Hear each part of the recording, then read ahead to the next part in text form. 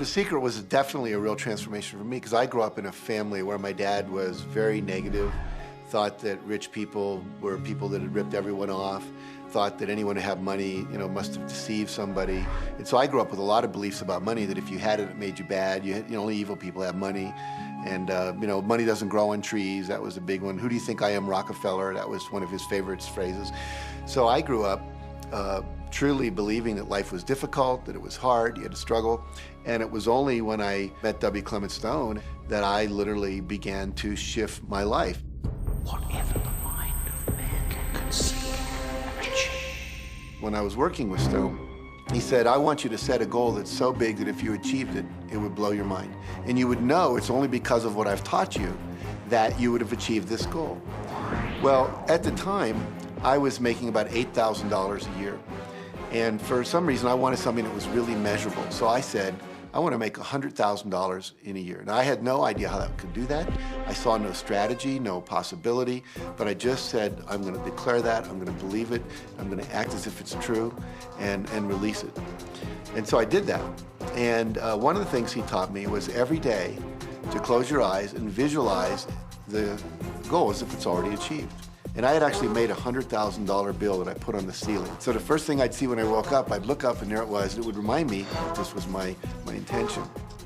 And then I would close my eyes and visualize having this $100,000 a year lifestyle. And interestingly enough, nothing major happened for about 30 days. I didn't have any great breakthrough ideas. No one was offering me more money. And all of a sudden, I was in the shower, it was about 4 weeks into it, and I had a $100,000 idea. It just came right into my head. I had a book I had written, and I said, if I could sell 400,000 copies of my book at a quarter each, that'd be $100,000. Now, the book was there, but I never had this thought. And one of the secrets, I think, is that when you have inspired thought, you have to trust it and you have to act on it. Now, I didn't know how to do that. I didn't know how I was going to sell 400,000 copies. We'd never done that. And then I saw the National Enquirer at the supermarket. I had seen that millions of times, and it was just background. And all of a sudden, it jumped out of me as foreground, and I thought, wow, if readers knew about my book, certainly 400,000 people would go out and buy it.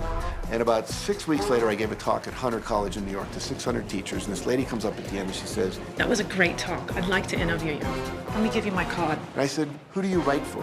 I'm a freelancer, but I sell most of my stuff to the National Enquirer. And I had this little theme from the Twilight Zone went off in my head. You're like, whoa, this stuff's really working. So that article came out, and our book sales started to take off. But the point I want to make is that I was attracting into my life all these different events, including this person. And to make a long story short, I did not make $100,000 that year. We made $92,327. But do you think we were like depressed and going, this doesn't work? No, we were going, whoa, this is amazing. And so my wife said to me, wow, if it works for 100,000, you think it'd work for $1 million? And I said, I don't know, I think so, let's try it. My publisher actually wrote me a check as a royalty check for our first Chicken Soup for the Soul book. And he actually put a smiley face in his signature because it was the first $1 million check he'd ever written.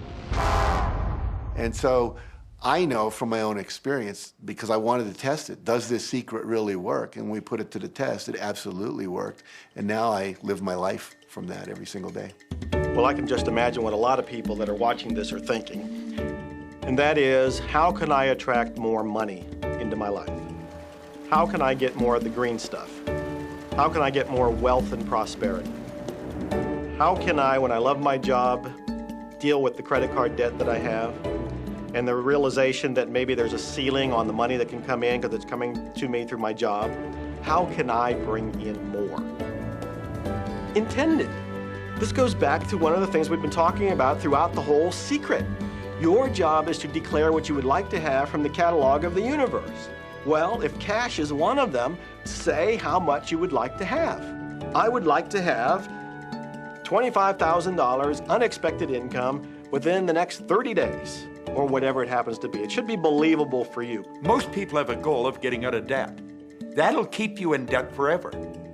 Whatever you're thinking about, you will attract. You'll say, but it's get out of debt. I don't care if it's get out or get in. If you're thinking debt, you're attracting debt. Set up an automatic debt repayment program and then start to focus on prosperity. So many times people say to me, well, I'd like to double my income in the next year. But then you look at their actions, and they're not doing the things that are going to make that happen. And they'll turn right around and go, well, I can't afford that. Okay, guess what? Your wish is my command. When you focus on lack and scarcity and what you don't have, you fuss about it with your family, you discuss it with your friends, you tell your children that you don't have enough, we don't have enough for that, we can't afford that. Well, guess what? You'll never be able to afford it because you begin to attract more of what you don't have. If you want abundance, if you want prosperity, then focus on abundance. Focus on prosperity. When I first understood the secret, I was getting bills. Every day I'd get a bunch of bills in the mail. And I thought, how do I turn this around? The law of attraction states that what you focus on, you will get. So I got a bank statement. I whited out the total and I put a new total in there. I put exactly how much I wanted to see in the bank. So I thought, what if I just visualize checks coming in the mail? So I just visualize a bunch of checks coming in the mail. Within just 1 month, things started to change. And it is amazing. Today, I just get checks in the mail. I get a few bills, but I get more checks than bills. I grew up on you have to work hard for money, you have to work hard for money. And so I replaced that with money comes easily and frequently. Now, in the beginning, it feels like a lie, right? There was a part of your brain that will say, oh, you liar, it's hard. So you have to know it's this little tennis match that will go on for a while. When it comes to creating wealth, wealth is a mindset. It's all about how you think. I'd say 80% of my coaching that I do one-on-one with folks is about their psychology and the way they think. And I know when people are listening, they say, oh, well, you can do it, I can't. Every person has the capability to change the way they're in a relationship and conversation with money. I find so many people who maybe make a tremendous amount of money, but their relationships stink. That's a technical term, by the way. And that's not wealth. It really isn't. You can go after the money and you might get rich, but it doesn't guarantee you'll be wealthy.